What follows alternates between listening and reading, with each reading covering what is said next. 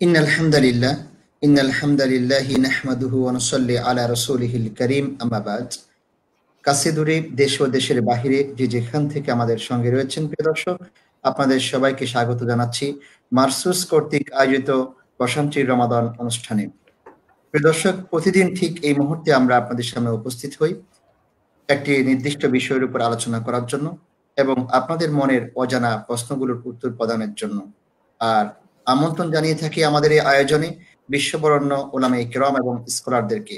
প্রিয় দর্শক, আজকে আমরা আমাদের এই আয়োজনে আমন্ত্রণ জানিয়েছি বিশ্ববরেণ্য দুজন ইসলামিক স্কলারকে।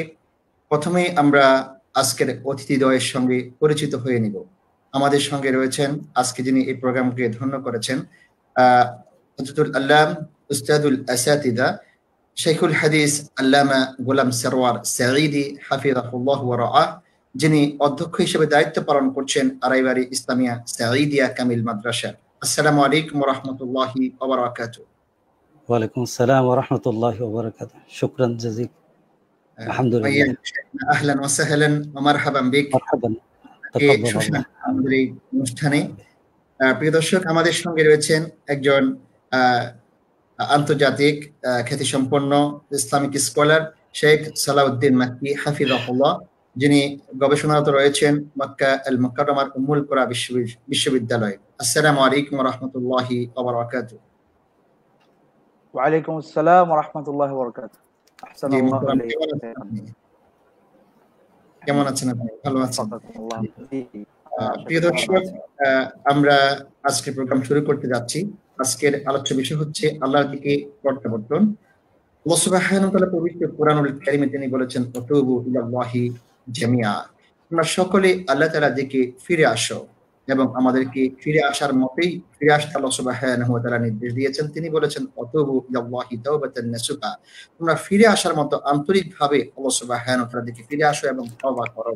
প্রিয় দর্শক, এই বিষয়ে আমরা আপনাদের সামনে আলোচনা উপস্থাপন করব ইনশাআল্লাহ। তো প্রথমে আমি যাব শেখ সালাউদ্দিন মাক্কি হাফিজাহুল্লাহ আপনার কাছে, যে আসলে রবের দিকে ফিরে আসার হাকিকত কি এবং ফিরে আসা বলতে কি বোঝায়, এই বিষয়ে একটু আলোচনা করলে ভালো হয়।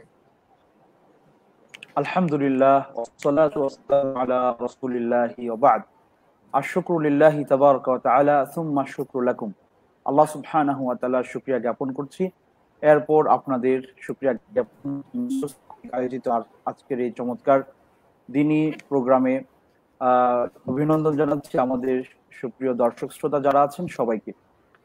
আসলে আজকে মূলত আপনাদের থেকে শেখার জন্য এখানে আসা, তারপরেও যেহেতু আমাকে মানে বলা হয়েছে, আমি আমার অনুভূতি শুধুমাত্র শেয়ার করছি। মূলত আমি শেখার জন্য এখানে এসেছি। রবের দিকে ফিরে আসা এই বিষয়টা খুবই গুরুত্বপূর্ণ একটা বিষয়, কারণ একজন মানুষ তার রবের দিকে ফিরে আসা বলতে কি বোঝায়, এই জায়গাটা তার কাছে আসলে ক্লিয়ার হওয়া দরকার। প্রথম কথা হচ্ছে যে আল্লাহ সুবহানাহু ওয়া তাআলা সমস্ত ইউনিভার্স, গোটা জাহানের একচ্ছত্র অধিপতি, আর তিনি হচ্ছেন আমাদের খালেক, তিনি হচ্ছেন আমাদের রাজ্জাক, তিনি হচ্ছেন আমাদের মুহয়ি মুমীত, আমাদের জীবনদাতা, আমাদের রিজিকদাতা, আমাদের হায়াত এবং মওতের একচ্ছত্র মালিক হলেন তিনি। সুতরাং তার দিকে ফিরে যাওয়াটাই হচ্ছে কি মৌলিক কাজ। আল্লাহ সুবহানাহু ওয়া তাআলা পবিত্র কোরআনে বলছেন ইন্নী জাইলুন ফিল আরদি খলিফা, আমি জমিনে প্রতিনিধি পাঠানোর চিন্তা করছি, বা আমি জমিনে প্রতিনিধি পাঠাবো। তো প্রতিনিধি যিনি, নিঃসন্দেহে তিনি একজনের দায়িত্ব নিয়েই এক জায়গায় আসছেন, আবার সে দায়িত্বটা শেষ করে তিনি কিন্তু তার প্রত্যাবর্তন যে স্থল আছে যেখান থেকে তিনি এসছেন সেখানে আবার তিনি ফিরে যান। সুতরাং এই দুনিয়াতে আল্লাহ সুবহানাহু ওয়া তাআলা আমাদেরকে মানে খলিফার দায়িত্ব দিয়ে আল্লাহ সুবহানাহু ওয়া তাআলা আমাদেরকে পাঠিয়েছেন এবং আবার তার দিকে আমাদেরকে চলে যেতে হবে। তার মানে হলো এই, আমি এই পর্যন্ত যা করলাম আমার যাবতীয় কাজের ব্যাপারে আল্লাহ সুবহানাহু ওয়া তাআলার কাছে জবাবদিহি করতে হবে। আমাকে যে দায়িত্ব দেওয়া হয়েছিল, আমি যে বিষয়ের উপরে দায়িত্ব নিয়ে দুনিয়ায় এসেছি, সেন্স অফ অ্যাকাউন্টেবিলিটি আমার না ব্যাপারে এবং এই অনুযায়ী আমি যদি কাজ করতে না পারি, তাহলে কিন্তু আমার প্রত্যাবর্তনটা সুন্দর হবে না। আর এখানে প্রত্যাবর্তন এই জন্যই বলা হয়েছে যে রবের দিকে ফিরে যাওয়া, কারণ তিনি যখন কোথাও আসেন কাজ শেষ করে তিনি কিন্তু আবার ফিরে যান। আর এই কথাটাই কিন্তু আজকে আমাদের আলোচনার বিষয়বস্তু। আবার আল্লাহ সুবহানাহু ওয়া তাআলা পবিত্র কোরআনের আরেক জায়গায় বলেছেন যে ফাফিরু ইলাল্লাহ, তোমরা আল্লাহর দিকে পলায়ন করো। তো এখানে স্বাভাবিকভাবে দুনিয়াতে আমরা যখন কোনো সৃষ্টিকে ভয় পাই বা কোনো সৃষ্টির প্রতি আমরা ভীত হয়ে যাই, তার থেকে পালাতে চাই, তখন আমরা কি করি? নাফিরু মিন, আমরা তার থেকে দূরে কোথাও পলায়ন করি। কিন্তু আল্লাহ সুবহানাহু ওয়া তাআলা বলেছেন যে ফাফিরু ইলাল্লাহ, ছাড়া আর কোথাও পলায়নের কিন্তু সুযোগ নাই। কারণ আমাদের মানে মারজাইয়া, আমাদের মারজিআ কিন্তু সেটাই, যেখান থেকে আল্লাহ সুবহানাহু ওয়া তাআলা আমাদের পাঠিয়েছেন। এই দায়িত্ব যেদিন শেষ হবে, এরপরে কিন্তু আমাদের আবার সেখানেই ফিরে যেতে হবে। সুতরাং তাওআন আও কারহা, চাই বা না চাই, ইচ্ছাই হোক অনিচ্ছাই হোক, আমাদের আজাল যখন শেষ হয়ে যাবে, আমাদের এই সময়সীমা যখন শেষ হয়ে যাবে, তখন কিন্তু সবাইকেই তার রবের দিকে, তার সৃষ্টিকর্তার দিকে, যেখান থেকে সে এসছে, যিনি তাকে দায়িত্ব দিয়ে পাঠিয়েছেন, তার কাছে কিন্তু চলে যেতেই হবে। এটা অস্বীকারের কোনো সুযোগ নাই। বারাকাল্লাহু ফিকুম। পরবর্তী কথা ইনশাআল্লাহ আমরা আবারও বলবো বিইذنিল্লাহ তাআলা। এখন এই পর্যন্ত।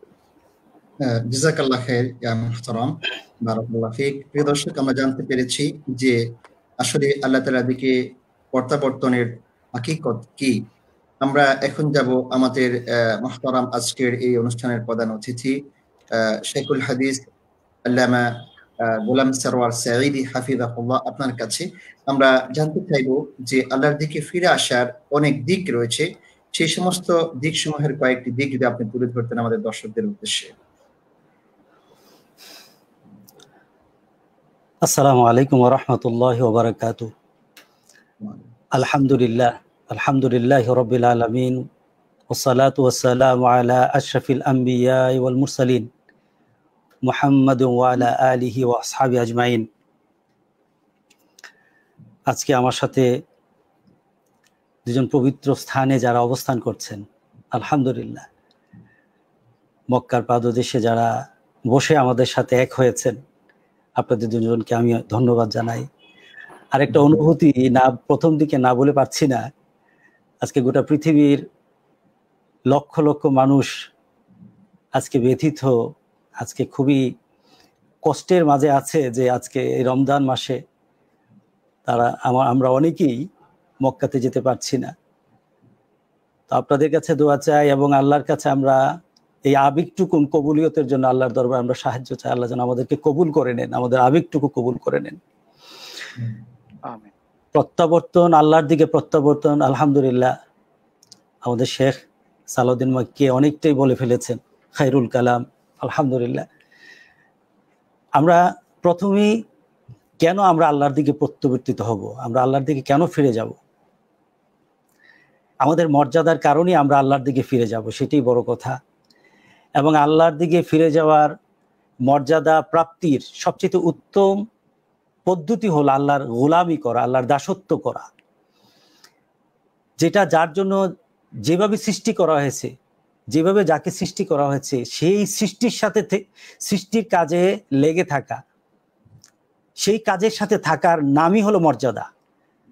আমাদেরকে আল্লাহ সুবহানাহু ওয়া তাআলা সৃষ্টি করেছেন তার গোলামি করার জন্য। ওয়া মা খালাকতুল জিন্না ওয়াল ইনসা ইল্লা লিয়াবুদুন, এটি হলো প্রথম আমাদের দাবি।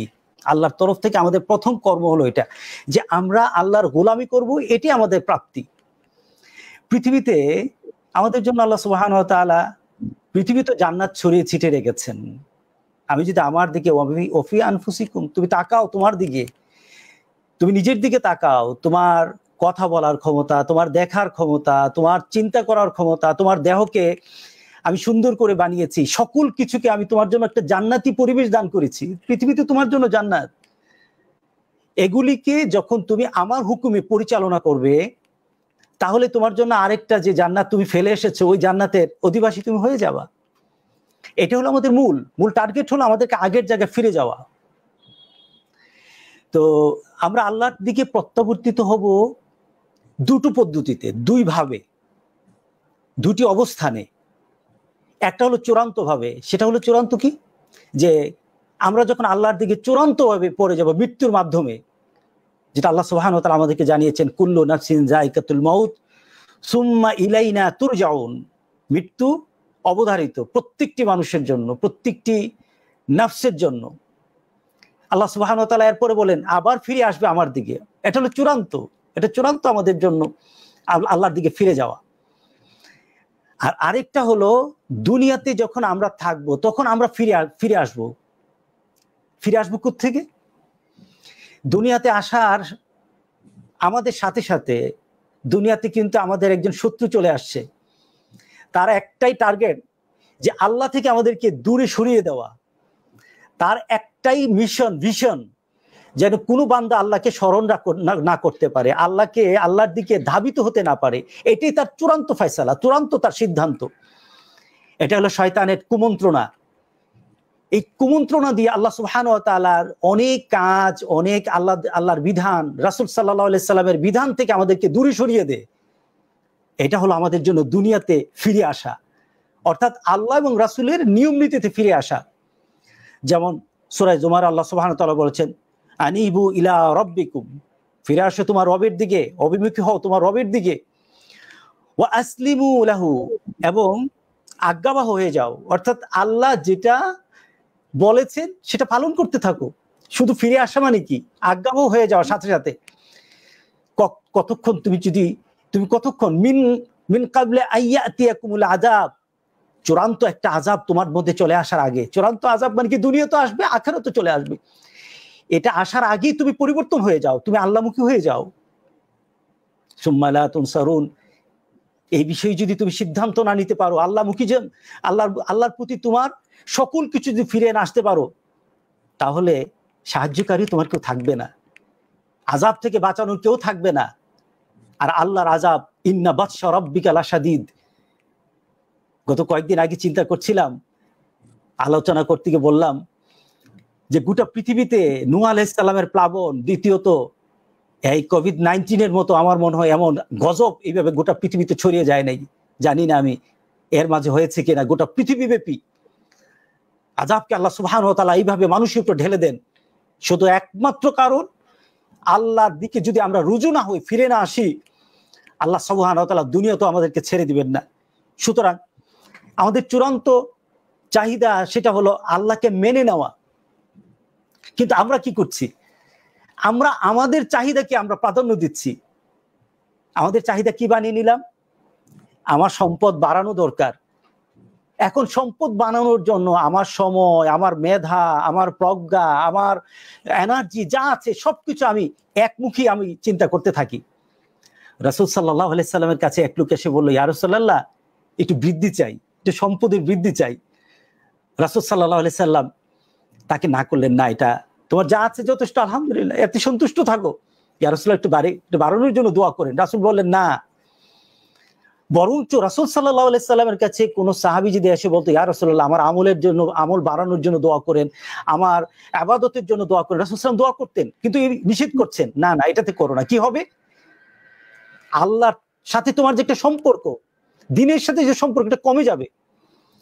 রাসূল সাল্লাল্লাহু আলাইহি সাল্লাম এত নিষেধ করার পরও সে চূড়ান্তভাবে চাইলো, রাসূল দোয়া করলেন। দেখা গেল কি, সম্পদ বাড়তে থাকলো, রাসূলের দরবার ছুটতে থাকলো, সম্পদ বাড়তে থাকলো, এক পর্যায়ে এত ব্যস্ততা বেড়ে গেল। আজকে কিন্তু আমাদের অনেকে বলে, আমরা তো খেদমত করছি, আমাদের সম্পদ যতই হয়, এই সম্পদের ভাগিদার তো যারা আমাদের শ্রমিক আছে, তাদের রিজিকের ব্যবস্থা আমরা করছি। অনেকের চিন্তা করে, এখন এই চিন্তা করে সে নামাজ ছেড়ে দেয়, আমরা তো ব্যস্ত, তো মানুষের খেদমতে খাল করছি। আজকে এই চিন্তা কিন্তু আমাদের মধ্যে অনেকের আছে। আমার ফ্যাক্টরিতে কাজ করে 10,000, 20,000, 30,000 লোক কাজ করে, তাদের রিজিকের ব্যবস্থা আমি করছি। আপনি রিজিকের ব্যবস্থা করেন না, রিজিকের ব্যবস্থা আল্লাহই করবেন। আপনি যে সিদ্ধান্ত নিচ্ছেন এটা আপনার জন্য, আপনি দুনিয়ামুখী হয়ে আল্লাহর ইবাদত ছেড়ে দিয়ে মানুষের উপকার করবেন, আল্লাহ এটা তো আপনাকে বলে নাই। বরঞ্চ আপনাকে করতে হবে আল্লাহর কাজগুলি পূর্ণতার সাথে পালন করে। এরপরে যদি আপনি অন্য কিছু আপনি চিন্তা করতে পারেন, তখন আপনি করেন, অসুবিধা নাই। সুতরাং আমরা শেষে এক পর্যায়ে সেই লোকটা কি হলো, যে রাসূল সাল্লাল্লাহু আলাইহি সাল্লাম কাছে আসাটা একসময় হারিয়ে গেল, সে আসতে পারলো না। এটা হলো আমাদের দিকে ফিরে দেয়। আমাদের চিন্তাকে আমরা কিভাবে বিভিন্ন বিভিন্ন জিনিসের মধ্যে আমরা এটার সাথে এক করে ফেলি, আমাদের চাহিদা বানিয়ে নেই যে মানুষকে কিভাবে সন্তুষ্ট করবো, আল্লাহ সন্তুষ্টির দিকে তাকাই না। আল্লাহু আকবার। আল্লাহ আমাদেরকে হেফাজত করুক, আল্লাহ আমাদেরকে হেফাজত করুক। যদি আল্লাহর দিকে আমরা ফিরে না আসতে পারি, তা আল্লাহ বলছেন যে যদি ফিরে না আসো এবং আত্মসমর্পণ এবং আমার কথা অনুযায়ী আজ্ঞাবাহ না হোক, তাহলে আযাব চলে আসবে। এটা আল্লাহর ওয়ার্ডার। সুতরাং আমরা দুনিয়াতে আল্লাহর গজব থেকে বাঁচার জন্য সর্বপ্রথম আমাদেরকে যে কাজ করতে হবে, এটাই চূড়ান্ত, এবং আখিরাতে সেটা চূড়ান্ত হবে। সেটা হলো যে আমরা আমাদের যে উদ্দেশ্য আছে আমাদের সৃষ্টির, সেই উদ্দেশ্যের দিকে আমরা ফিরে আসব। সেটা হলো ইবাদত, সেটা আল্লাহর আজ্ঞাবাহ হওয়া। আর ইবাদতের ডেফিনিশন কিন্তু অনেকের কাছে অনেক কিছু হয়ে যায়। আমরা অনেকে নামাজ পড়ি, অনেকে রোজা রাখি, কিন্তু অনেকে আল্লাহর আরো অনেক কিছু নিয়ম নীতিকে আমরা মনে করি না এটি ইসলামের নিয়ম নীতি, আল্লাহর নিয়ম নীতি, রাসূলের নিয়ম নীতি। না, উদখুলু ফিস সিলমে কাফা, টোটালি চূড়ান্ত ভাবে প্রত্যেকটি জিনিসের জন্য আল্লাহমুখী হতে হবে।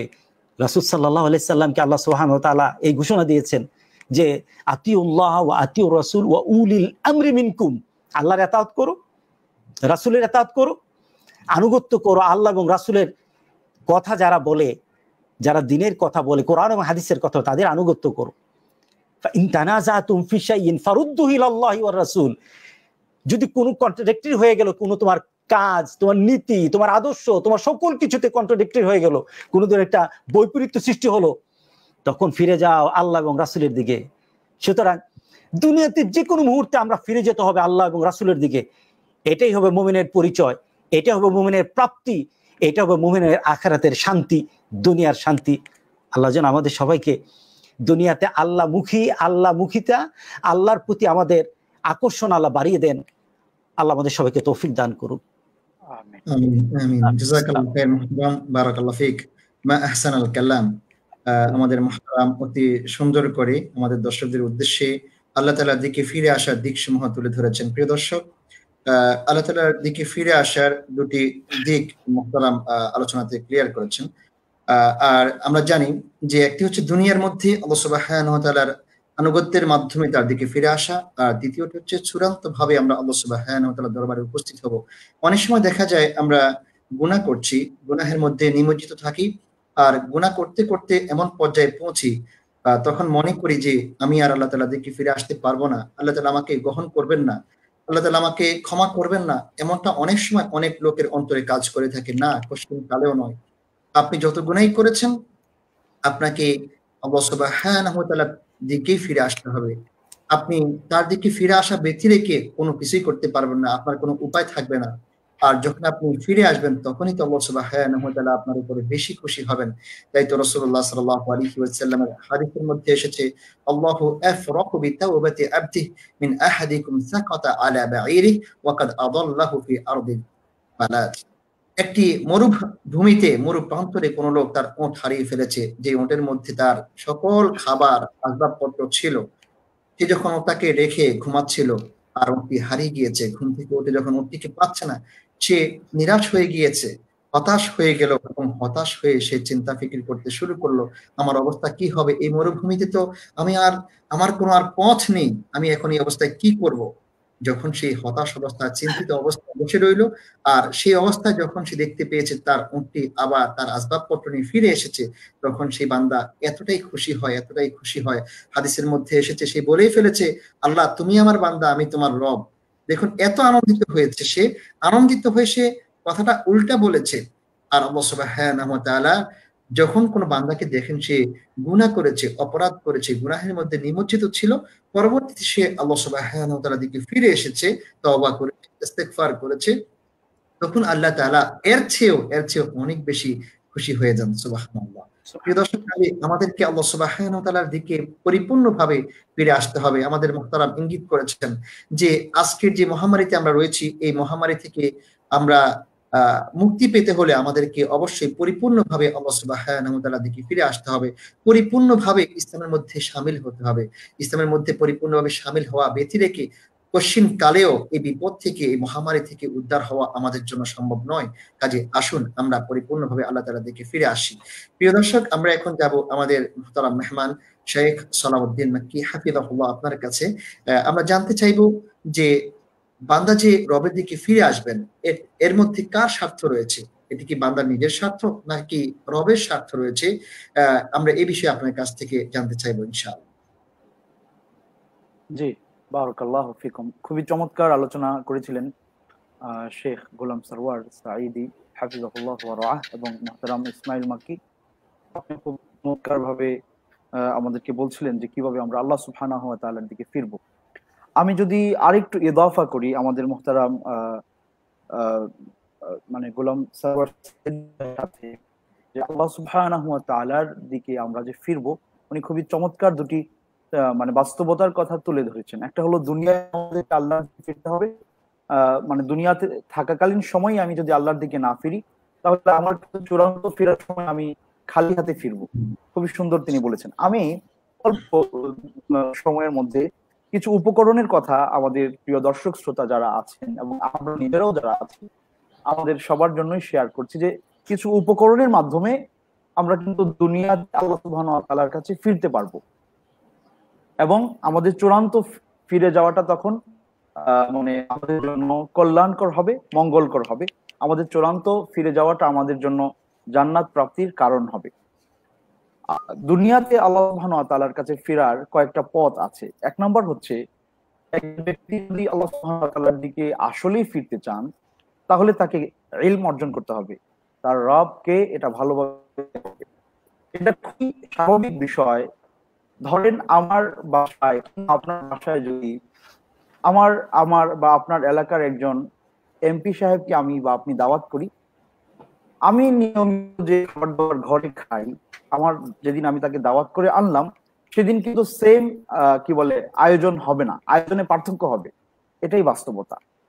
আবার খেয়াল করে দেখবেন, আমি যদি কোনো মন্ত্রীকে আমাদের বাসায় দাওয়াত করি বা আপনি আপনার বাসায় দাওয়াত করেন, তাহলে এমপি সাহেব আসলে পরে যে আয়োজনটা আপনি করেছিলেন আমি করেছিলাম, মন্ত্রী আসলে কিন্তু আমাদের আয়োজনের জায়গাটা আরো ব্যাপক হবে। কারণ কারণ ওই ব্যক্তির বড়ত্বের কারণে।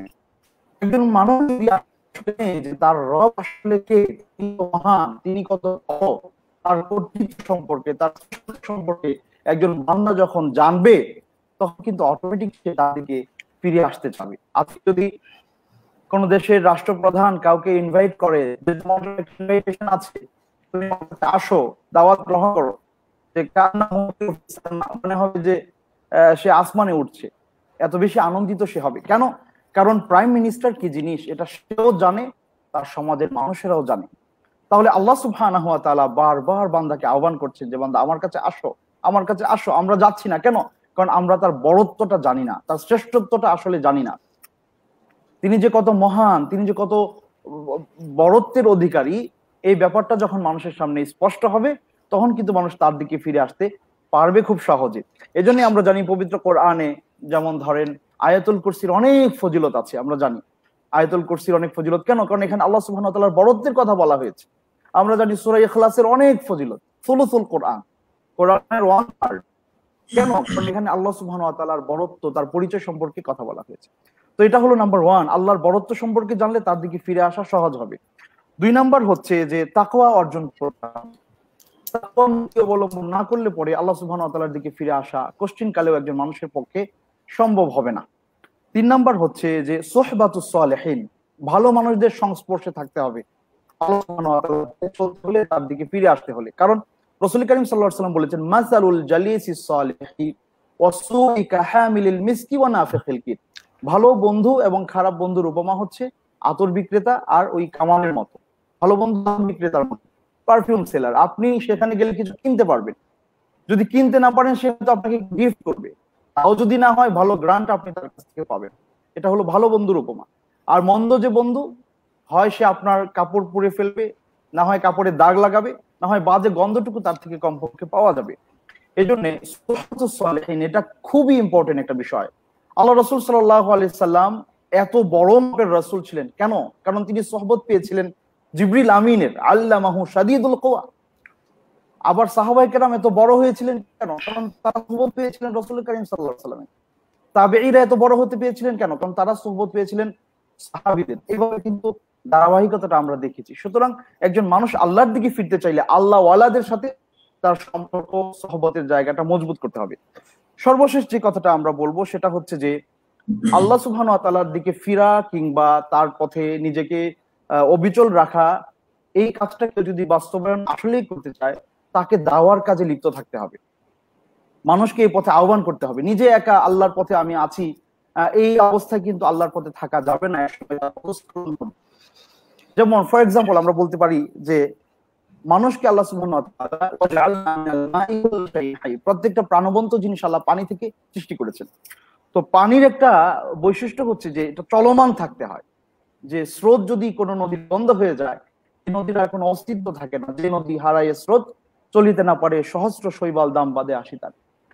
তো অনুরূপভাবে একজন মানুষ আর মানে আল্লাহর দিকে ফিরে আসা, ইবাদত, এগুলো যদি সে অন্যের সাথে শেয়ার না করে, এটা যদি সে মানে কন্টিনিউ না রাখে, এই দাওয়াটা একসময় কিন্তু তার নিজের অস্তিত্ব লীন হয়ে যাবে। যেভাবে পানি তার স্রোত বন্ধ হয়ে গেলে নিজের অস্তিত্ব বিলীন করে দেয় বা বিলীন হয়ে যায়। তো এইগুলো দিকে খেয়াল রাখলে আল্লাহ সুবহানাহু ওয়া তাআলার দিকে ফিরে আসা সহজ হবে। সর্বশেষ পয়েন্ট যেটা আমাকে জিজ্ঞেস করা হয়েছিল, আমি 1 মিনিটে শেষ করছি, সেটা হচ্ছে যে আল্লাহ সুবহানাহু ওয়া তাআলার দিকে আমি ফিরে এখানে স্বার্থটা কি আল্লাহর? কখনোই নয়। সারা দুনিয়ার মানুষ যদি আল্লাহ সুবহানাহু ওয়া তাআলার উপরে বিশ্বাস করে, তাকে মেনে নেয়, তাকে এক ইলাহ হিসেবে স্বীকার করে, আল্লাহ সুবহানাহু ওয়া তাআলার ন্যূনতম কোনো উপকার হবে না।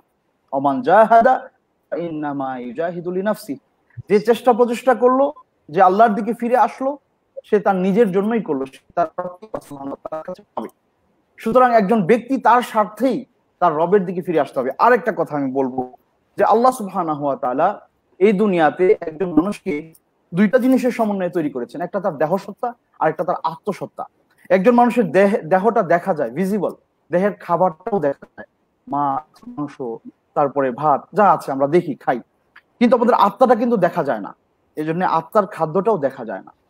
তো দুনিয়াতেও আমরা যদি, এই যে আজকে এত অশান্তি বিরাজ করছে, মানুষ, বহু লোক, আমি আমেরিকাতে একটা স্টাডিতে দেখেছি, বহু মানুষ করোনার চেয়ে অনেক মানুষ আত্মহত্যা করে মারা যাচ্ছে, ফ্রাস্ট্রেটেড হয়ে গেছে, তার আর এই দুনিয়া ভালো লাগছে না।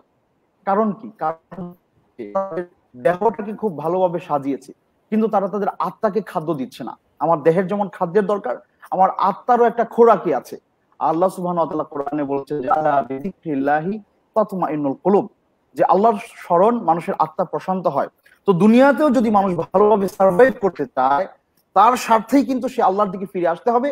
তাহলে সে তার আত্মাকে খাদ্য দান করতে পারবে, আত্মা সুন্দর থাকবে, সুস্থ থাকবে, ভালো থাকবে। এটা হলো দুনিয়াবী প্রাপ্তি। আর পরকালে সে যদি দুনিয়াতে আল্লাহর দিকে ফিরে তারপরে পরকালে যায়, তাহলে কিন্তু তার জন্য অনন্তকালীন জান্নাত অপেক্ষা করছে।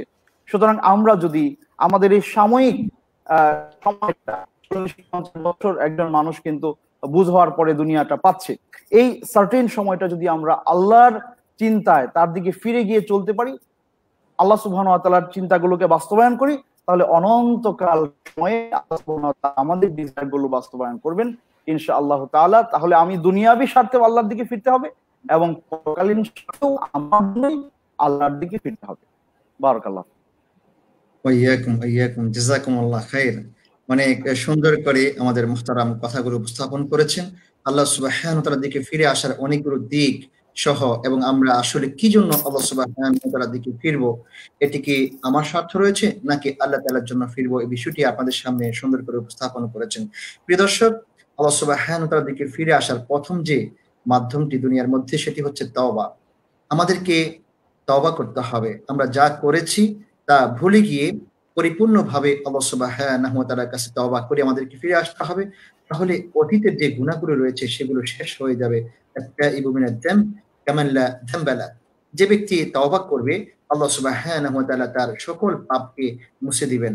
২ নাম্বার হচ্ছে নেক আমলের মাধ্যমে। যখন আমরা তওবা করব, তওবার পরে আমাদেরকে অবশ্যই আমাদের বাকি জীবন সুন্দর করার জন্য নেক আমলের মধ্য দিয়ে কাটাতে হবে।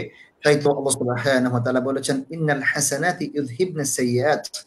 মানুষ যখন ভালো কাজ করবে, হাসানাত করবে, সৎকর্ম করবে, এই সৎকর্মগুলো তার সাইয়্যাত গুলোকে, খারাপ কাজগুলোকে শেষ করে দিবে, নিঃশেষ করে দিবে।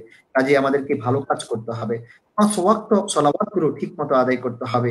আমরা জানি আল্লাহ সুবহানাহু ওয়া তাআলা এই সলাওয়াত গুলোকে নির্দিষ্ট সময়ে ফরজ করেছেন। ইন্নাস সালাতা কানাত আলাল মুমিনিনা কিতাবাম মাওকুতা, নির্দিষ্ট সময় সলাওয়াত গুলোকে ফরজ করেছেন। আর যে ব্যক্তি সলাওয়াত গুলোকে ঠিক মতো আদায় করবে, আল্লাহ সুবহানাহু ওয়া তাআলা তার সমস্ত গুনাহগুলোকে ক্ষমা করে দিবেন।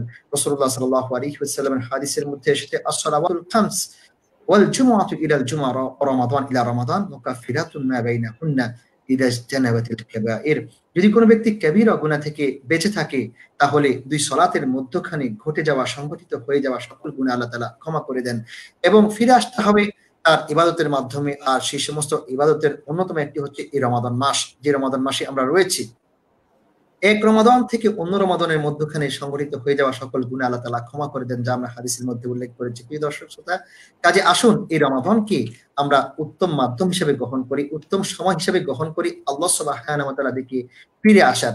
আর যদি আমরা এই রমাদানটাকে আল্লাহ সুবহানাহু ওয়া তাআলা দিকে ফিরে আসার একটি উত্তম মাধ্যম হিসেবে গ্রহণ করতে পারি, তাহলে মনে রাখবেন অবশ্যই অবশ্যই আমার এই দুনিয়াতে শান্তি এবং আখিরাতের কল্যাণ আমার জন্য অপেক্ষা করছে।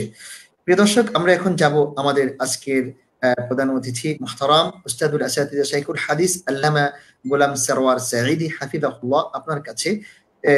আমরা স্পষ্ট হয়েছে যে আসলে আমাদের সকলকেই আল্লাহ সুবহানাহু ওয়া তাআলার আনুগত্যের দিকে ফিরে আসতে হবে।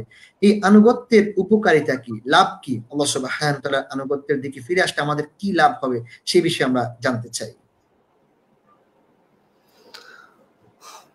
আলহামদুলিল্লাহ, শুকরান, জাযাকুমুল্লাহ। তো আজকে আসলে আলোচনাগুলি মানে মুকাম্মাল হচ্ছে আলহামদুলিল্লাহ। আমাদের দুই ভাই মক্কা থেকে যে কথাগুলি বলছেন, আলহামদুলিল্লাহ আলহামদুলিল্লাহ, এটা আমি আমার জন্য অনেক নাসিহা নিয়ে নিচ্ছি, আলহামদুলিল্লাহ, বারাকাল্লাহ। আজকে একটা বিষয়ে আমি সবার প্রতি আজকের বিষয়টা নিয়ে একটা কথা রাখতে চাই। সেটা হলো, আমরা প্রত্যাবর্তন করতে হবে, এটা অল্পতি বলা চলে, যেটা আমাদের সালাউদ্দিন মাক্কি ভাই বলেছেন যে আমাদেরকে প্রত্যাবর্তন করতে হবে, তাও আউ ওয়াকারহা, ইচ্ছা অনিচ্ছা ফিরতে হবেই, পারবে না কেউ। বর্তমান অবস্থায় সবার অবস্থা কি? এখন সবার অবস্থা হলো যে আল্লাহকে একটু ডাকা দরকার, মনে হয় যেন ডাকা দরকার। আগে ছিল না, আগে কিন্তু ডাকা দরকারই ছিল না, এখন মনে হয় যেন ডাকা দরকার পর্যায়ে আসছে। তবে দরকার পর্যায়ে থাকলে কিন্তু হবে না। আপনার চাহিদাটা যদি একটু বাড়িয়ে দেন, আল্লাহ সুবহানাহু ওয়া তাআলা আপনাকে মাফ করার জন্য আপনাকে ক্ষমা করে পরিশুদ্ধ করে দিবেন। পরিশুদ্ধ। পৃথিবীতে মানুষ অপরাধ করে, এটা রেকর্ড থেকে যায়। রেকর্ড কেমন? রেকর্ড থাকতেই থাকে, রেকর্ড আর মুছে যায় না। কিন্তু মাবুদের দরবার এমন, আমার আল্লাহর দরবার, আমাদের আল্লাহর দরবারটা এমন, একটা বান্দা গুনাহ করার পর ওই গুনাহ থেকে ফিরে আসলো, তওবা করলো, সকল কিছু ডিলেট, কিছু নেই, তাকে আল্লাহ সুবহানাহু ওয়া তাআলা পরিশুদ্ধ করে দেন।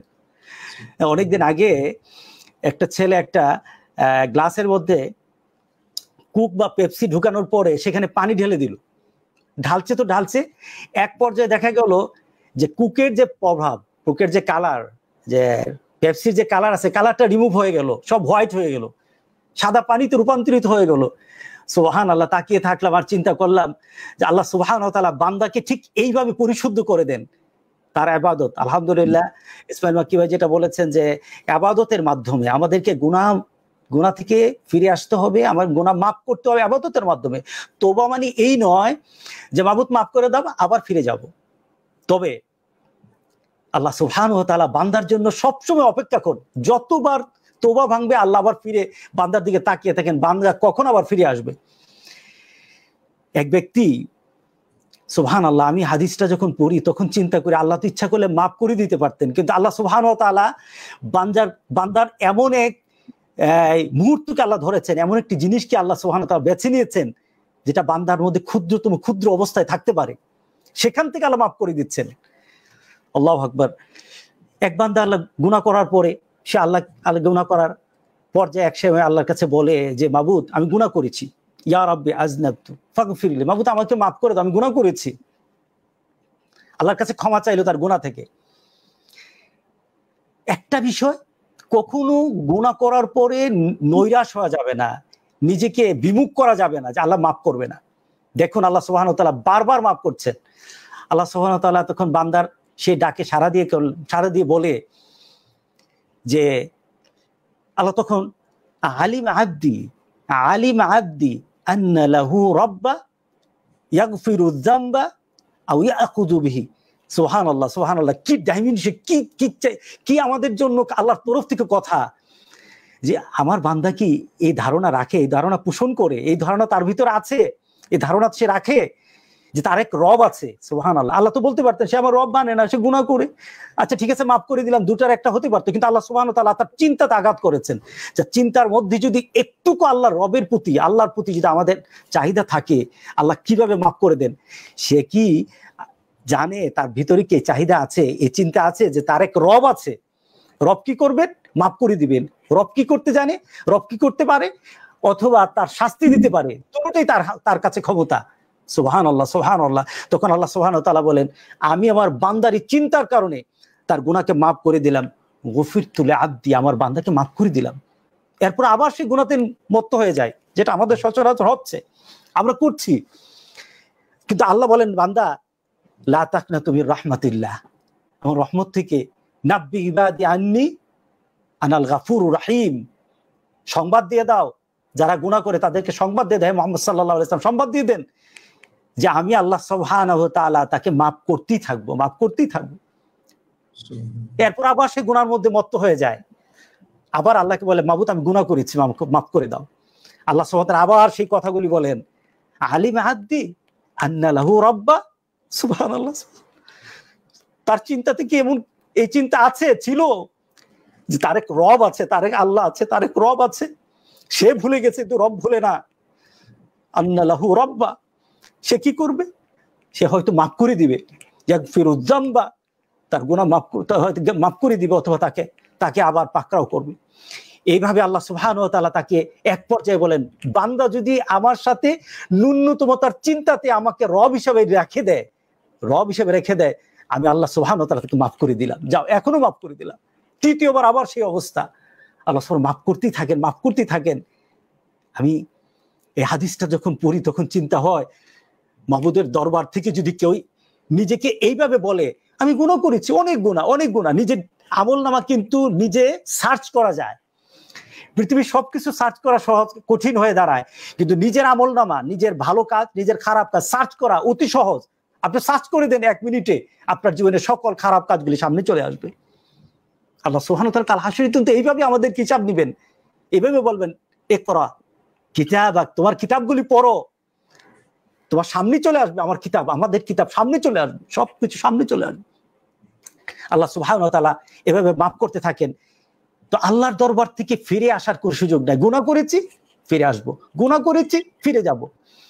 আমরা ফিরে যাওয়ার জন্য আমাদের মানসিকতাই করা কখনো যাবে না।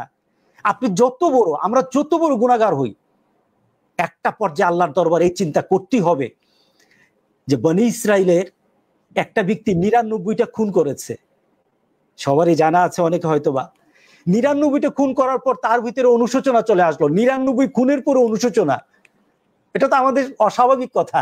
আমাদের সমাজে বলবে না আল্লাহ তোকে মাফ করবে না, কিন্তু আল্লাহ সুবহানাহু ওয়া তাআলা বান্দাকে কিভাবে মাফ করে দেন, আল্লাহু আকবার, সেটাই তো আমার আল্লাহ।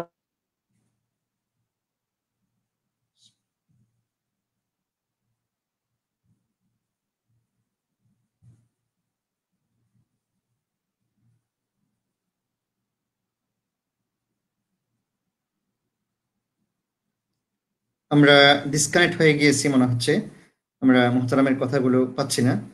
তো আসলে আমরা আলোচনা শুনছিলাম আমাদের মুহতারাম আলোচক গোলাম সরওয়ার সাঈদী হাফিজাহুল্লাহ। প্রিয় দর্শক, আসলে আমাদেরকে চূড়ান্তভাবে আল্লাহ সুবহানাহু ওয়া তাআলার কাছেই ফিরে যেতে হবে, এটাই হচ্ছে বাস্তবতা। কিন্তু আমরা সেই বিষয়ে চিন্তা ফিকির না করার কারণে অনেক সময় দুনিয়ার মধ্যে আমরা গুনাহের মধ্যে নিমজ্জিত হই। কিন্তু আমাদের চিন্তা করা দরকার এই দুনিয়াটি আমাদের জন্য স্থায়ী নয়, বরং এই দুনিয়াটি সামান্য একটি সময়। আখিরাতের একটি দিন হবে কদরুহু 50 আলফ সানা, 50,000 বছরের তুলনা হবে একটি দিন আখিরাতের। মিম্মা তাউদ্দুন, দুনিয়াতে আমরা যে দিবসগুলো গণনা করে থাকি প্রিয় দর্শক, যদি আমরা হিসাব করি, যদি কোনো লোক 60 বছর হায়াত পান এই পৃথিবীতে, তাহলে আখিরাতের এই সময়ের সাথে যদি যদি তুলনা করে ডিভাইড দেওয়া হয়, তাহলে তার সময় হবে 3 সেকেন্ড 3 পয়েন্ট। যদি কেউ 60 বছর হায়াত পান, এই 60 বছরের আখিরাতের তুলনা তার সময় হবে 3 সেকেন্ড 3 পয়েন্ট। এই 3 সেকেন্ড 3 পয়েন্টকে আমরা সুন্দর করার জন্য কত কাজে লিপ্ত হচ্ছি, কত অন্যায়ের মধ্যে লিপ্ত হচ্ছি, কত গুনাহের কাজে লিপ্ত হচ্ছি, অথচ আখিরাতের অনন্তকাল শান্তি পাওয়ার জন্য আমরা কোনো কাজ করছি না, কোনো আমল করছি না। এই জন্য আমাদেরকে চিন্তা ফিকির করা দরকার। চূড়ান্ত ভাবে আল্লাহ সুবহানাহু ওয়া তাআলার দরবারে উপস্থিত হওয়ার পূর্বেই আমাদেরকে তার দিকে ফিরে আসতে হবে, আল্লাহ তাআলার দিকে ফিরে আসতে হবে। এই দুনিয়া নয়। এই দুনিয়ার মধ্যে সবাই থাকতে চায়। আজকে যে করোনা, এই করোনা আমাদেরকে স্মরণ করিয়ে দিচ্ছে যে মৃত্যুর সময় আমার অবস্থা কি হবে। আমরা সবাই কিন্তু দুনিয়ার মধ্যে থাকতে চাইবো, থাকতে চাওয়ার পরেও কিন্তু আমি থাকতে পারবো না। আজকে দেখুন, যারা করোনা আক্রান্ত হচ্ছে, কেউ কি মরতে চায়? কেউই কিন্তু মরতে চায় না। মরতে চায় না বলেই তো আজকে পুরা পৃথিবী লকডাউন হয়ে আছে। প্রত্যেক মানুষ ঘরের মধ্যে সে আশ্রয় নিয়েছে তার পরিবার নিয়ে। কেন? শুধুমাত্র বাঁচার জন্য, এই পৃথিবীতে থাকার জন্য। প্রিয় দর্শক, আপনি থাকতে চাইলেই কিন্তু থাকতে পারবেন না। আল্লাহ সুবহানাহু ওয়া তাআলা আপনার জন্য যে সময় নির্ধারণ করেছেন, সেই সময় আপনাকে অবশ্যই চলে যেতে হবে। আর এই সময়ের পরে যখন আপনি চূড়ান্তভাবে আল্লাহ সুবহানাহু ওয়া তাআলার কাছে ফিরে যাবেন, সেই সময় আপনার সামনে যখন আপনার আমলনামাগুলো দেওয়া হবে, তখন আপনার যাতে করে হাসি প্রকাশিত হয়, আপনি খুশি হন, এই জন্য আপনাকে এখনই ফিরে আসতে হবে। দুনিয়ার মধ্যে প্রস্তুতি গ্রহণ করতে হবে। কাজেই আমরা আসুন চূড়ান্তভাবে প্রস্তুতি গ্রহণ করি এবং চূড়ান্তভাবে আল্লাহ সুবহানাহু ওয়া তাআলার দরবারে উপস্থিত হওয়ার পূর্বেই আমরা চেষ্টা করি এই দুনিয়াতে আল্লাহ তাআলার দিকে ফিরে আসার জন্য। যে মুহতারাম শায়েখ সালাউদ্দিন মাক্কি হাফিজাহুল্লাহ, আমাদের অনেক দর্শক বিভিন্ন জায়গা থেকে দেখছেন, ওনারা টেক্সট করছেন আমাদেরকে এবং অনেক প্রশ্ন পাঠাচ্ছেন। ইনশাআল্লাহ আমরা প্রশ্নগুলো একটু পরে নিব। তবে এর আগে আমরা আপনার কাছ থেকে জানতে চাইবো যে আল্লাহ সুবহানাহু ওয়া তাআলার কাছে আমাদেরকে অবশ্যই ফিরে যেতে হবে, রবের দিকে আমাদেরকে ফিরে যেতে হবে।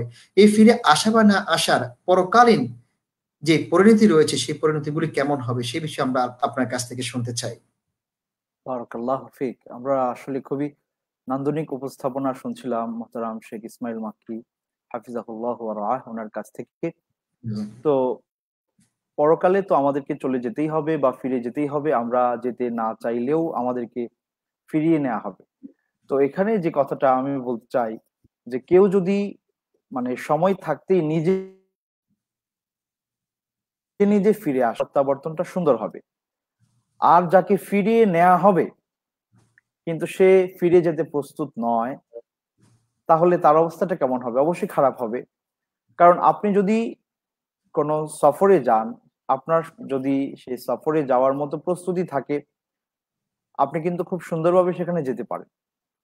কিন্তু প্রস্তুতি ছাড়া কেউ যদি কোথাও যেতে চায়, সেখানে গিয়ে কিন্তু সে ভালো কিছু করতে পারে না। অনুরূপভাবে কোনো একজন মানুষ যদি নিজে নিজেই দুনিয়াতে আল্লাহ সুবহানাহু ওয়া তাআলার কাছে ফিরে আসে, তাহলে তার ফিরে যাওয়াটা খুবই চমৎকার হবে।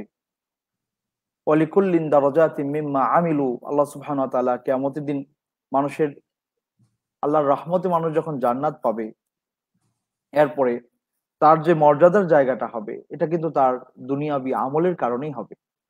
যার আমল যত বেশি সুন্দর হবে, আল্লাহ সুবহানাহু ওয়া তাআলা তার মর্যাদা তত উন্নত করবেন। অনুরূপভাবে কেউ যদি তার রবের দিকে ফিরে যেতে না চায়, ফিরে যাওয়ার প্রস্তুতি না নিয়ে রাখে, আর তাকে হুট করে ফিরিয়ে নিয়ে যাওয়া হয়, তাহলে তার জন্য পরকালে কষ্ট ছাড়া আর কিছুই কিন্তু নাই। সম্মানিত দিনী ভাই বোনেরা, যারা আমাদেরকে শুনছেন, সবাইকে একটা মেসেজ আমরা খুব ছোট্ট পরিসরে দিতে চাই। এই গোটা দুনিয়ার সব মানুষেরাই একদিন আল্লাহ সুবহানাহু ওয়া তাআলার কাছে চলে যাবে। চলে যাওয়ার আগে এই দুনিয়াতে সমস্ত মানুষদেরকে বিবেচনা করলে আমরা 4 রকমের মানুষ এই দুনিয়াতে পাই। এক ধরনের মানুষ এরকম, যারা শাকিয়ুন ফিদ দুনিয়া ওয়া শাকিয়ুন ফিল আখিরাহ। দুনিয়াতেও এই মানুষেরা কষ্ট করছে, কষ্টে আছে, আবার যখন তাকে ফিরিয়ে নেওয়া হবে, সেখানে গিয়েও সে কষ্ট করবে। যেমন ধরেন, একজন রিকশাওয়ালা, একজন ঠেলাগাড়ি চালক, একজন কাজের মানুষ যারা মানুষের বাসা বাড়িতে কাজ করে, সে দুনিয়াতে কষ্ট করছে। দুনিয়াতে সে খেতে পারছে না, পড়তে পারছে না, তার যে ডিমান্ডস গুলো আছে, সে বেসিক নিডস ফুলফিল করতে পারছে না, অনেক কষ্ট। আবার তার রব তার উপরে যে কাজগুলো দিয়েছিল সেগুলো কিন্তু সে যথাযথভাবে বাস্তবায়ন করছে না। সুতরাং এর পরিণতি, সে যেহেতু প্রস্তুত না তার রবের কাছে ফিরে যেতে, বা সেখানকার জন্য কোনো সামান তার কাছে নাই, সুতরাং সে কিন্তু সেখানে গিয়ে শাকী বা ক্ষতিগ্রস্ত হবে। দ্বিতীয় যে মানুষেরা আছেন তারা হলেন এমন যে যারা দুনিয়াতে শাকী, কষ্টে আছেন, দুঃখে আছেন, হতাশায় আছেন, ভালোভাবে খেতে পড়তে পারছেন না, কিন্তু সে তার রবে কাছে ফিরে যাওয়ার জন্য প্রস্তুত, এই প্রস্তুতি তার আছে। এই শ্রেণীর মানুষেরা সাময়িকভাবে কষ্ট পেলেও পরকালে তারা আল্লাহ সুবহানাহু ওয়া তাআলার কাছে যেহেতু প্রস্তুতি নিয়ে ফিরে গিয়েছে, সুতরাং তার প্রত্যাবর্তনটা সুন্দর হবে। ইয়া আইয়াতুহান নাফসুল মুতমাইন্নাহ ইরজিই ইলা রাব্বিকি রাদিয়াতাম মারদিয়াহ ফাদখুলি ফি ইবাদি ওয়াদখুলি জান্নাতি। হে প্রশান্ত আত্মা, তুমি আজকে তোমার রবের দিকে ফিরে আসো। আল্লাহ সুবহানাহু ওয়া তাআলা এই প্রশান্ত আত্মাকে জান্নাতে তিনি দাখিল করাবেন, যেমনটা তিনি কোরআনে ওয়াদা করেছেন। তাহলে দুনিয়াতে একটু কষ্ট হলেও চূড়ান্তকালীন সফলতা সে পাচ্ছে। এই হলো 2 শ্রেণী। 3 নম্বর শ্রেণী হচ্ছে যে সাঈদুন ফিদ দুনিয়া ওয়া শাকীউন ফিল আখিরাহ। এই মানুষেরা দুনিয়ায় খুব সুখী মনে হয়, স্বাচ্ছন্দ্যে আছে, টাকা পয়সা আছে, মন যা চাচ্ছে সে তাই করতে পারছে সাময়িকভাবে, কিন্তু চূড়ান্ত প্রত্যাবর্তনের সময়ে সে যেহেতু খালি হাতে ফিরবে, সেখানে গিয়ে সে শাকী অর্থাৎ দুর্ভাগ্য, হতভাগ্যদের অন্তর্ভুক্ত হবে, এবং সেখানে সে ক্ষতিগ্রস্তদের তালিকায় তার নাম চলে যাবে, এবং অনন্তকালীন জাহান্নামে সে কষ্ট ভোগ করবে। চতুর্থ যে শ্রেণী তারা হচ্ছে সাঈদুন ফিদ দুনিয়া ও সাঈদুন ফিল আখিরাহ। সে দুনিয়াতেও আল্লাহ সুবহানাহু ওয়া তাআলার কাছে তার জীবনের যাবতীয় ভুল ত্রুটি আল্লাহর কাছে ক্ষমা চেয়ে সে তার রবের কাছে ফিরে এসছে। তার রব যেভাবে তাকে চলতে বলেছে ওইভাবেই সে চলেছে। দুনিয়াতে সে সাঈদ, সুখে আছে।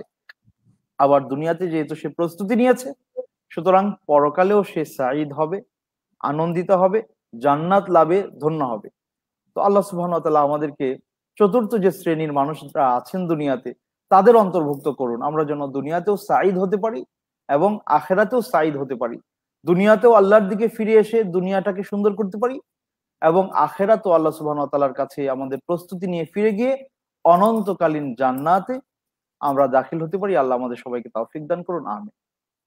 আমিন আমিন। জাযাকাল্লাহ খাইর, জাযাকাল্লাহ খাইর শেখ। অনেক সুন্দর করে আপনি যেভাবে দর্শকদের সামনে উপস্থাপন করলেন, আমরা দোয়া করি আল্লাহ তাআলা আপনার ইলমের মধ্যে বরকত দান করুন। শেখ, অনেক দর্শকরা বিভিন্ন জায়গা থেকে দেখছেন, আমাদেরকে টেক্সট করছেন।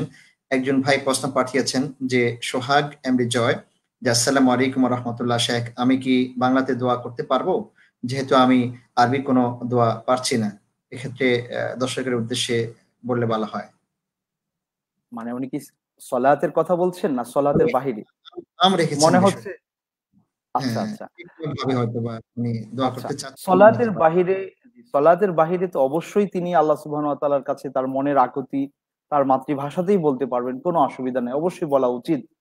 আর সলাতের ভেতরে আল্লাহ রাসূল সাল্লাল্লাহু আলাইহি সাল্লাম হাদিসে বলেছেন যে আকরাবু মা ইয়াকুনুল আবদু মির রাব্বিহি ওয়া হুয়া সাজিদ ফাআকসিরু ফীহি আদ-দুআ।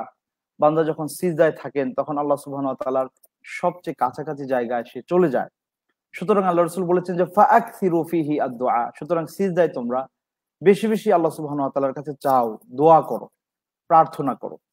তো এই জন্যে অনেক বিদ্বান বলেন যে নফল সলাতে কেউ যদি আরবিতে আল্লাহ সুবহানাহু ওয়া তাআলার কাছে চাওয়ার মতো সেই মানে ক্যাপাবিলিটি তার না থাকে, আরবি অতটা না বোঝে, তাহলে নফল সলাতের সিজদাতেও তিনি আল্লাহ সুবহানাহু ওয়া তাআলার কাছে তার মনের কথাগুলো তার মাতৃভাষায় আল্লাহর কাছে চাইতে পারবেন। যেহেতু রাসূল করিম সাল্লাল্লাহু আলাইহি সাল্লাম খুব বেশি ইন্সপায়ারেশন দিয়েছেন যে তোমরা মানে সিজদায় খুব বেশি করে আল্লাহর কাছে চাও। তবে আমরা পরামর্শ দিব যে সম্মানিত দিনী ভাই বোনেরা, আপনারা যদি হিসনুল মুসলিম একটা বই আছে, খুবই ছোট্ট একটা বই, সেখানে কোরআন এবং সুন্নাহর আলোকে অনেক দোয়ার সমাহার সেখানে ঘটানো হয়েছে। তো রাসূল করিম সাল্লাল্লাহু আলাইহি সাল্লাম সিজদায় বা সলাতে কি কি দোয়া পাঠ করতেন, দোয়াগুলো কিন্তু শামিল, জামি' মানি'। আল্লাহ রাসূল সাল্লাল্লাহু আলাইহি সাল্লাম বলেছেন যে উতিতু জাওয়ামিউল কালিম, আমাকে অল্প কথায় বেশি অর্থ প্রকাশ করার মতো শব্দ জ্ঞান দেয়া হয়েছে। সুতরাং আল্লাহ রাসূল সাল্লাল্লাহু আলাইহি সাল্লাম যে দোয়াগুলো আসলে পাঠ করতেন, আপনি যদি একটু খেয়াল করে দেখবেন আমার এবং আপনার সবার কি বলে চাওয়াগুলো সেখানে চলে আসে। একজন বিদ্বান বলেছিলেন যে আমি তো কোরআন দিয়েই আল্লাহ সুবহানাহু ওয়া তাআলার কাছে সবকিছু চাই, ইভেন আমার একজন ভালো স্ত্রী দরকার, সেটাও আমি কোরআন থেকে চাচ্ছি।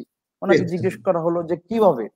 তিনি বলেছেন যে এটা খুব সহজ। আমি যদি বলি যে রব্বানা আতিনা ফিদ দুনিয়া হাসানা ওয়া ফিল আখিরাতি হাসানা ওয়া কিনা আযাবান নার, আর দুনিয়ার হাসানা দিয়ে আমি যদি উদ্দেশ্য করি যে আল্লাহ আমাকে একজন তুমি সালেহা মানে স্ত্রী দাও, মানে সে হয়তো বলছে যে আছে তো অনেক আয়াত, মানে রব্বানা হাব লানা মিন আজওয়াজিনা ওয়া যুররিয়াতিনা কুররাতা আয়ুন। উনি বলছেন যে যারা অত কিছু পারেও না, তারা যদি একটু কেয়ারফুলি হয়, একটু সিনসিয়ার হয়, তারা কিন্তু খুব সহজে কোরআন দিয়ে আল্লাহর কাছে সবকিছু চাইতে পারে। তো আমি যদি হাসানা দ্বারা আমার মনের ইচ্ছাটাকে সেখানে, মানে আল্লাহ আল্লাহ তো আলিমুম বিমা ফিস সুদুর, আমার অন্তরে কি আছেন তিনি সব জানেন।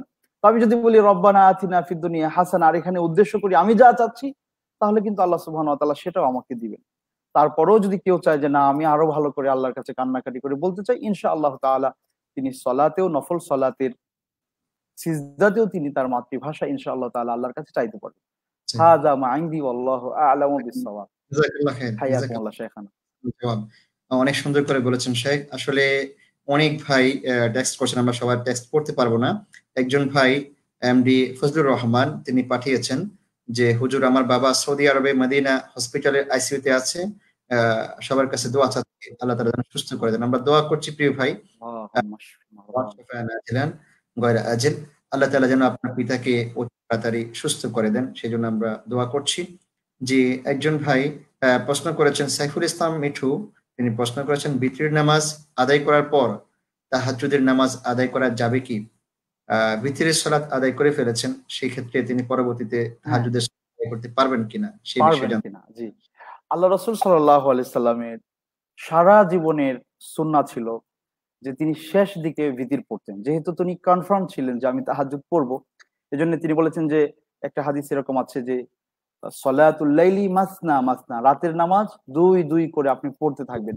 এরপর আল্লাহ রাসূল সাল্লাল্লাহু আলাইহি ওয়াসাল্লাম হাদিসের শেষে বলেছেন ফাইদা খাশিয়া আহাদুকুমুস সুবহা ফালইউসাল্লি রাকআতান তুতিরু লাহু মা কদ সাল্লা। এরপরে সে ভিতির আদায় করবে, সেটা এক হোক বা তিন হোক। হাদিসে এক রাকাতের কথা বলা আছে, এখানে এই হাদিসে যে এক রাকাত ভিতিরের মাধ্যমে সে এতক্ষণ যা পড়লো দুই দুই করে সবগুলোকে সে বেজর করে দিল।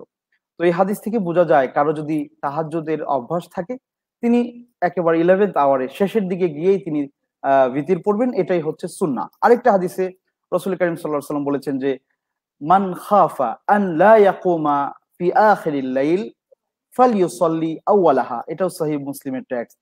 আল্লাহ রাসূল সাল্লাল্লাহু আলাইহি ওয়াসাল্লাম বলেছেন যে ব্যক্তি ভয় পায় যে আমি শেষ রাতে উঠতে পারবো কি পারবো না, সেজন্য ভিতরটা শুরুর রাতেই পড়ে নেয়।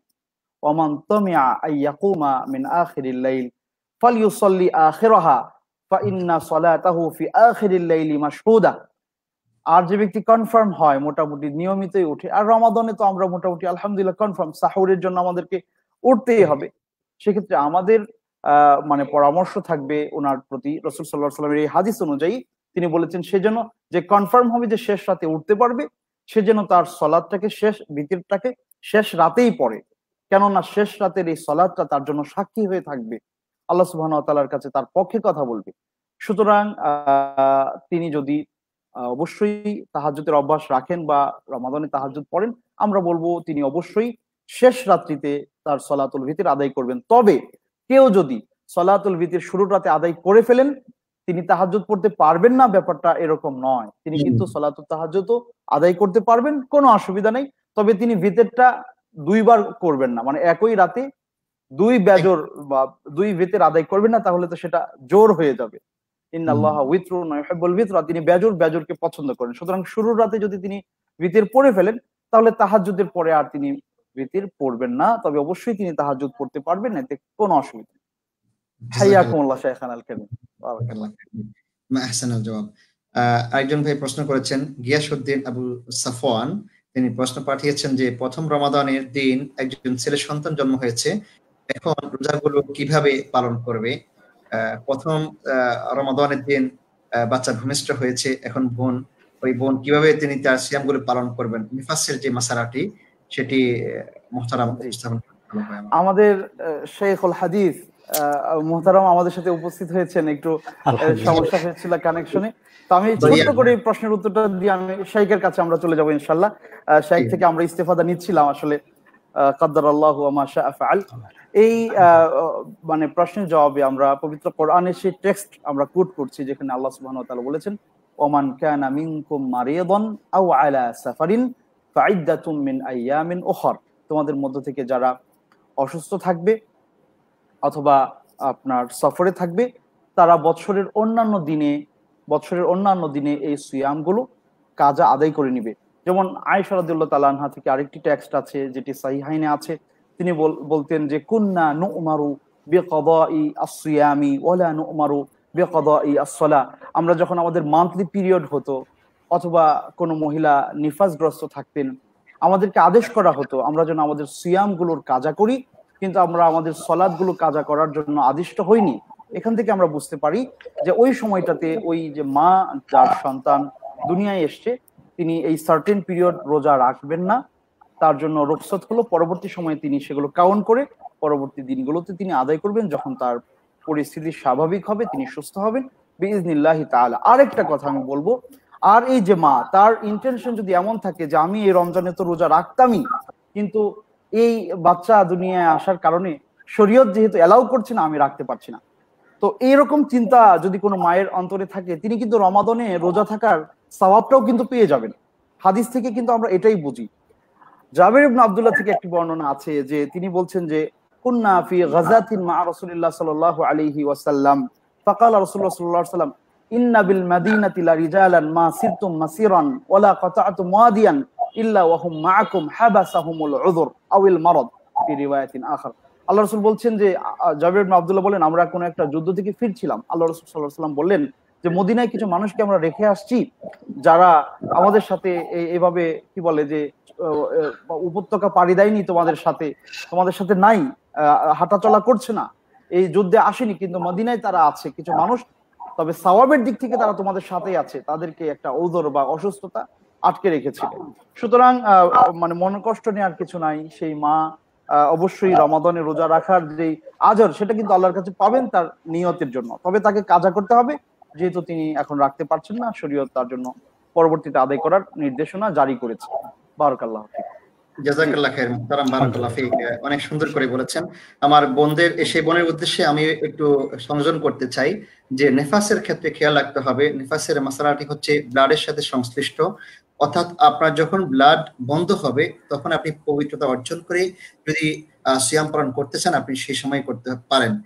যদি এমনটা আশঙ্কা করেন যে আপনি সেই সময় সিয়াম পালন করলে আপনার বাচ্চার ক্ষতি হওয়ার আশঙ্কা থাকে, সেক্ষেত্রে আপনাকে রুখসত দেওয়া হয়েছে, পরবর্তীতে আপনি সেটি করতে পারবেন। কিন্তু মনে রাখতে হবে নিফাসের মাসালাটি হচ্ছে ব্লাডের সাথে সংশ্লিষ্ট না। এমন করা যাবে না আপনার ব্লাড বন্ধ হয়ে গিয়েছে 5 দিন পর 7 দিন পর কিন্তু আপনি 40 দিন পর্যন্ত অপেক্ষা করবেন না।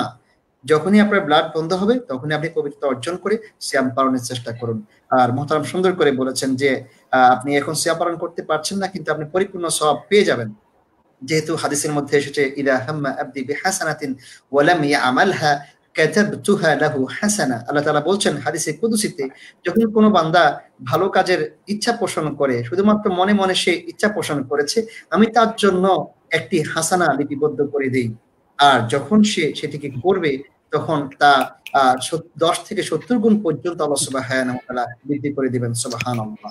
কাজেই আপনি নিয়ত করেছেন এবং নিয়ত করার মাধ্যমে হবেন, কিন্তু হতাশ হবেন না। আমরা আজকের আমাদের প্রধান অতিথি মুহতারামের কাছে আমরা আসলে অনেকক্ষণ মুহতারামের সহবত থেকে বঞ্চিত ছিলাম, তো আমরা এই পর্যায়ে মুহতারামের কাছে ফিরে যাব। আমরা কথা শুনছিলাম মুহতারামের কাছ থেকে আনুগত্যের বিষয়ে। মুহতারাম, আসলে আনুগত্যের ব্যাপারে আপনার কথাটি পরিপূর্ণ করলে ভালো হয়। জাযাকাল্লাহ খাইর। জি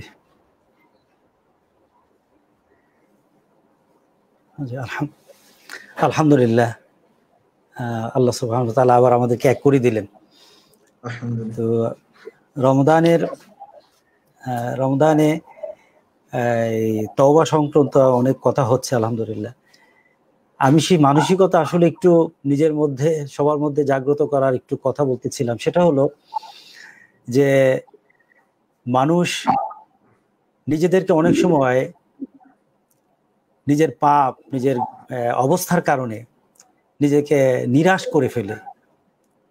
এমন বান্দা অনেকেই কথা বলে যে আল্লাহ কি মাফ করবেন, এত গুনাহ করেছে আল্লাহ কি মাফ করবেন। কিন্তু আল্লাহর মাপের অবস্থা যে বান্দার গুনাহ থেকে আরো উঁচু, আরো অনেক উঁচা, এই ধারণা যখন বান্দা সৃষ্টি করতে পারবে, নিজের মাঝে রাখতে পারবে, তা আল্লাহ সুবহানাহু ওয়া তাআলা বলেন আনাল গাফুরুর রাহিম, আমি তখন তার জন্য ক্ষমাশীল হয়ে যাই। তো আমি যে বনী ইসরায়েলের যে ঘটনা বলছিলাম সেটা অনেকেরই জানা আছে। তখন চূড়ান্ত যে ঘটনা সেটা বলি, সে ৯৯টা খুন করার পরও সে নিরাশ হয় নাই। তার চিন্তা ছিল যে আমি ক্ষমা পাবো। তারপরে সে একজনের কাছে বলার পরে উনি নিরাশ করলেন, তাকেও মেরে ফেললো ১০০ পুরা। এরপরে একজন আলেমের কাছে যাওয়ার পর আলেমরা বললেন না, তুমি এই এলাকা থেকে এমন এলাকায় চলে যাও যেখানে দিনের চর্চা হয়, যেখানে পরিবেশ আছে দিনের, ওই এলাকায় যাও, সেখানে লোকদের সাথে তুমি চলাফেরা করো, আল্লাহ তোমাকে মাফ করে দিবেন। যাওয়ার পথেই রাস্তায় ফয়সালা হয়ে গেল, তার মৃত্যু হয়ে গেল।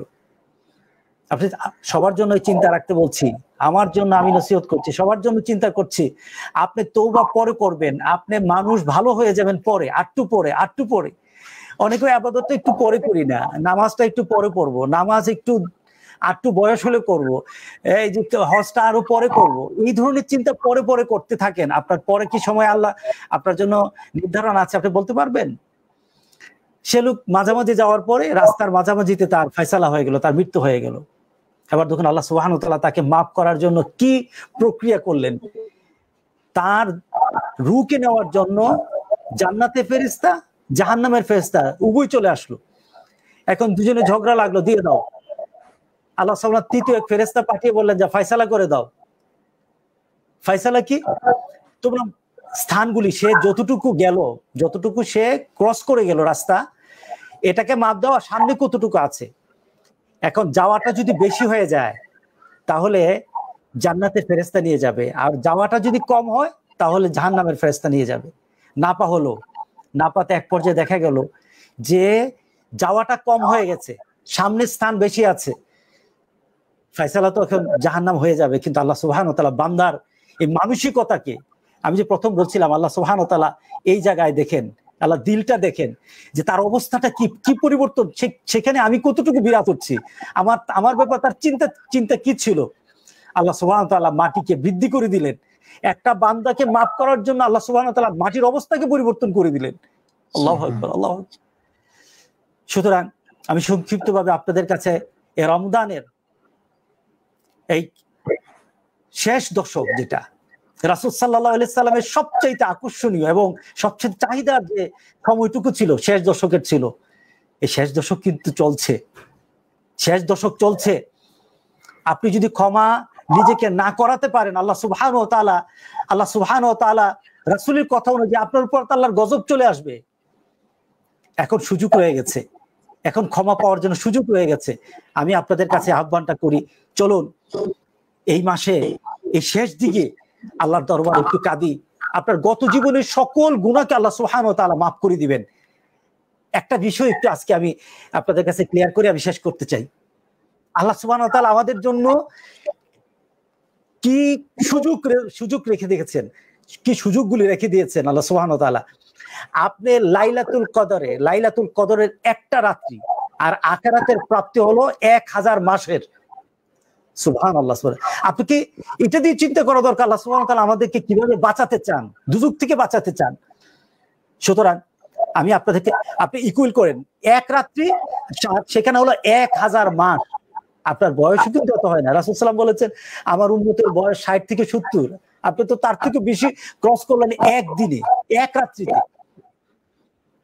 সুতরাং আমি প্রথম আপনাদের কাছে বলবো, চলুন গত জীবনের জন্য আমরা তওবা করি। তওবা মানে কি?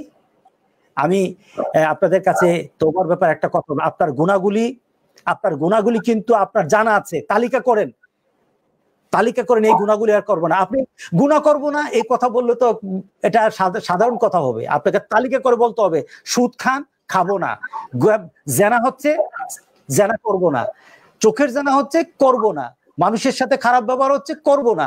তালিকা করে অগ্রসর হতে থাকি। তালিকা করেন। প্রথম কথা হলো যেমন আমলের তালিকা করা লাগে, গুনারও তো তালিকা করতে হবে আপনাকে, কি গুনাহ আপনার মাঝে আছে, আমার মাঝে আছে, এগুলি তালিকা করে করে সামনে অগ্রসর হই, আল্লাহ মাফ করে দিবেন। এরপর ইস্তেগফার করতে হবে বেশি বেশি করে।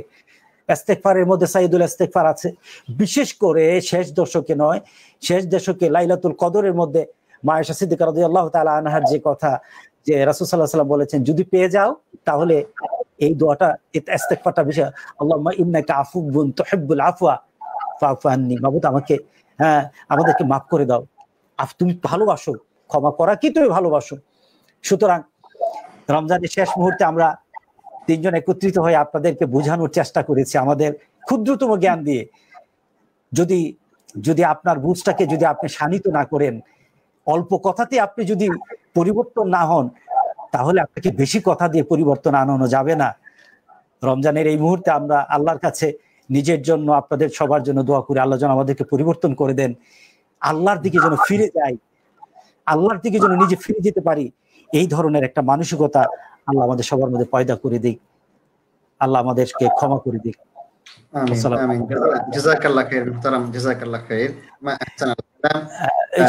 একটা বিষয় আমাকে একটা বলা হচ্ছিল যে উৎসর্গ ফাউন্ডেশন স্বেচ্ছাসেবীদের জন্য আমার কিছু কথা বলা।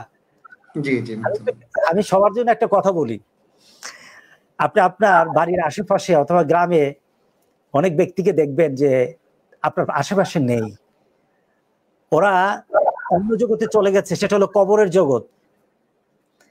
তো তাদের আমল নামাগুলি কিন্তু আর সেখানে তাদের সওয়াবের কোনো ব্যবস্থা হচ্ছে না, তাদের সওয়াবের, কিন্তু রাসূল সাল্লাল্লাহু আলাইহি সাল্লাম বলেছেন যে তিনটা জিনিসের কারণে আল্লাহ সুবহানাহু ওয়া তাআলা মৃত্যু পরবর্তী জীবনও সেখানে কবর থেকেও সওয়াব পাওয়া যায়।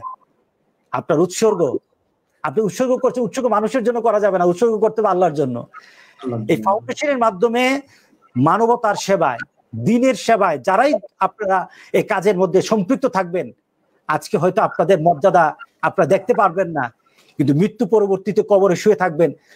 রাসূল সাল্লাল্লাহু আলাইহি সাল্লাম আমাদেরকে বলেছেন যে সাদকাতুন জারিয়া, যখন সাদকা জারিয়ার ব্যাপারে কেউ যদি সহযোগিতা করে, এই দানের ক্ষেত্রে বিভিন্নভাবে পরিচালনার জন্য সময় ব্যয় করে, আল্লাহ সুবহানাহু ওয়া তাআলা কবরে থাকার পরও তার আমল নামার মধ্যে আল্লাহ সুবহানাহু ওয়া তাআলা সওয়াব দান করতে থাকবেন, সাদকাতুন জারিয়া হিসেবে আল্লাহ কবুল করবেন। সুতরাং আপনারা যে কাজ করছেন এটা মানবতার কাজ। পৃথিবীতে সবচেয়ে শ্রেষ্ঠতম মানবতার সময় হলো রমজানের সময়, আর পৃথিবীতে মানবতার মূর্ত প্রতীক হলেন মুহাম্মদ রাসূলুল্লাহ সাল্লাল্লাহু আলাইহি সাল্লাম। তার চরিত্রে আপনার চরিত্রবান হচ্ছেন, মর্যাদা আখেরাতে দেখা যাবে। মর্যাদা পৃথিবীর কেউ আপনাকে দেখ বা না দেখ, আপনি এই চাহিদা আপনার ভিতর রাখবেন না, চূড়ান্ত ভাবে আখেরাতের চাহিদা রাখেন। ইনশাআল্লাহ আখেরাতে রাসূল সাল্লাল্লাহু আলাইহি সাল্লামের সাথে আপনাদের হাসর আল্লাহ করে দিবেন ইনশাআল্লাহ। এই মানসিকতা আল্লাহ আপনাদের মধ্যে সৃষ্টি করে দিক, এই দানকে আল্লাহ কবুল দিক, উৎসর্গ হবে আল্লাহর জন্য ইনশাআল্লাহ। জাযাকাল্লাহ খায়ের, জাযাকাল্লাহ খায়ের মুহতারাম, বারাকাল্লাহ ফিক। আল্লাহ তাআলা সম্মান দুনিয়া ও আখিরাতে আরো অনেক বেশি বাড়িয়ে দিন, দোয়া করছি। প্রিয় দর্শক শ্রোতা, আমরা আমাদের এই অনুষ্ঠানের পক্ষ থেকে আজকের এই প্রধান মেহমান হযরতুল আল্লাম শেখুল হাদিস উস্তাদুল আসাতিযা অধ্যক্ষ শেখ গোলাম সরওয়ার সাঈদী হাফিজাহুল্লাহকে অসংখ্য ধন্যবাদ জানাচ্ছি, এবং ধন্যবাদ জানাচ্ছি আমাদের প্রিয় শেখ সালাউদ্দিন মাক্কি হাফিজাহুল্লাহকে। প্রিয় দর্শক, আজকের এই আলোচনাকে সামনে রেখে আমরা আমাদের মনকে ঠিক করে সম্পূর্ণ পরিপূর্ণভাবে আল্লাহ সুবহানাহু ওয়া তাআলার দিকে ফিরিয়ে দেই। ইন্নাল্লাহা লা ইয়ানজুরু ইলা সুওয়ারিকুম ওয়ালা আজসামিকুম ওয়ালাকিন্নাল্লাহা ইয়ানজুরু ইলা আমালিকুম ওয়া কুলুবিকুম। আল্লাহ তাআলা তোমাদের এই সুন্দর চেহারা, তোমাদের এই সুন্দর দেহের দিকে তাকান না, তিনি তাকান তোমাদের আমলের দিকে এবং তোমাদের অন্তরের দিকে। অন্তরটাকে পরিপূর্ণভাবে শুধুমাত্র আল্লাহ সুবহানাহু ওয়া তাআলার জন্য করেই আমাদেরকে ফিরে আসতে হবে তার দিকে। প্রিয় দর্শক, আমরা এখন রয়েছি রমাদানের শেষ দশকে। এই শেষ দশক হচ্ছে ইবাদতের একটি গুরুত্বপূর্ণ সময়। মনে রাখতে হবে রাসূলুল্লাহ সাল্লাল্লাহু আলাইহি ওয়াসাল্লাম তিনি কিন্তু লানত করেছেন, অভিসম্পাত করেছেন যারা রমাদান পেয়েও গুনাহকে ক্ষমা করাতে পারেনি। কাজেই আমাদেরকে অন্তত বাকি যে কয়েকটি দিন রয়েছে, ৮-৯টি দিন, সেই কয়েকটি দিনে লাইলাতুল কদরকে অনুসন্ধান করার মধ্য দিয়ে, আমাদের ইবাদত করার মধ্য দিয়ে আমাদের গুনাহগুলোকে ক্ষমা করানোর চেষ্টা করতে হবে।